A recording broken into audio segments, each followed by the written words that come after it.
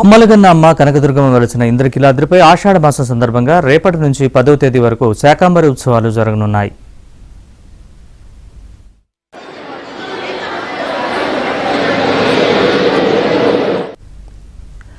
విజయవాడ ఇంద్రకీలాద్రితో పాటు తెలుగు రాష్ట్రాల్లోని పలు దేవీ ఆలయాల్లో ఆషాఢ మాసంలో శాకంబరి ఉత్సవాలు నిర్వహిస్తూ ఉంటారు.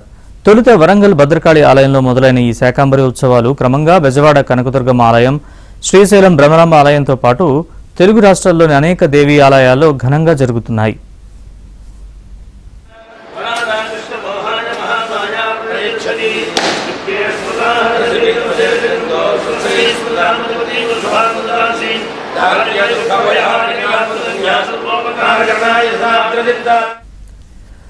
శాకంబరి ఉత్సవాల సందర్భంగా ఇంద్రకీలాద్రిపై వెలసిన దుర్గమ్మ ఆలయాన్ని వివిధ రకాల పళ్లు, కూరగాయలు, ఆకుకూరలతో అలంకరిస్తారు. అమ్మవారికి అలంకరించిన కూరగాయలతో ప్రసాదం వండిపెట్టి భక్తులకు పంచిపెడతారు. శాకంబరి ఉత్సవాలు అమ్మవారి ప్రసాదం స్వీకరిస్తే సంవత్సరం మొత్తం ఎలాంటి అనారోగ్యాలు ఉండవని, ఆహారానికి లోటు ఉండదని భక్తుల విశ్వాసం.